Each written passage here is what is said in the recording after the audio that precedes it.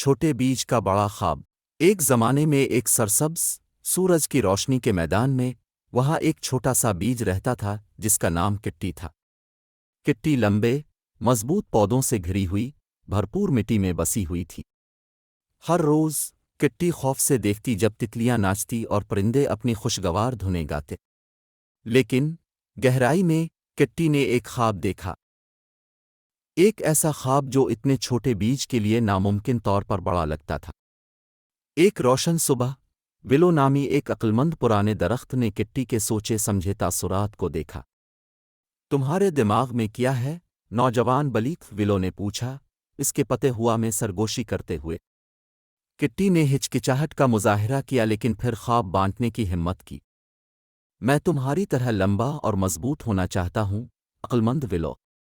میں آسمان تک پہنچ کر بادلوں کو چھونا چاہتا ہوں۔ ولو مسکرایا، اس کی شاخیں آہستہ سے ہل رہی تھیں۔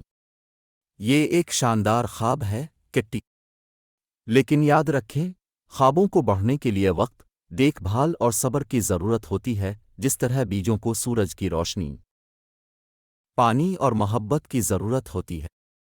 اس دن سے کٹی نے ہر لمحہ مٹی میں گلے لگایا، ارد گرد کی دنیا کے اسباق کو جذب کیا۔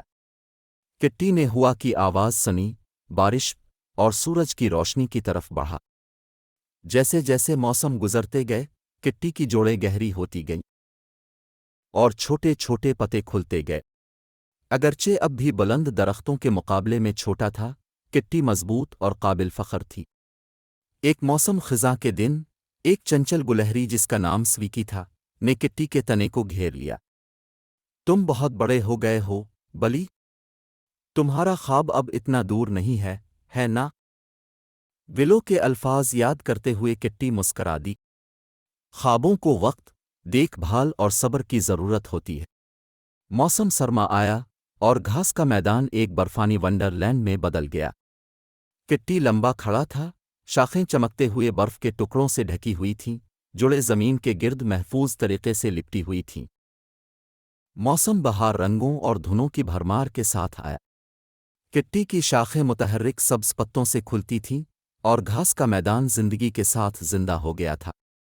ایک دن بچوں کا ایک گروہ گھاس کے میدان میں گھومتا، ہنستا اور کھیلتا تھا۔ وہ کٹی کی نشوونما پر حیران ہوئے اور ایک بار چھوٹے بیج کی خوبصورتی کی تعریف کی۔ کٹی کا خواب پورا ہو گیا تھا، لمبا کھڑا ہونا، آسمان تک پہنچنا اور بادلوں کو چھونا۔ چھوٹا سا بیج ایک طاقتور درخت بن گیا تھا۔ اور اس طرح کہانی کا اخلاق یہ ہے کہ خواب چاہے کتنے ہی بڑے کیوں نہ ہوں، صبر، استقامت اور وقت کی پرورش کے ساتھ حاصل کیے جا سکتے ہیں۔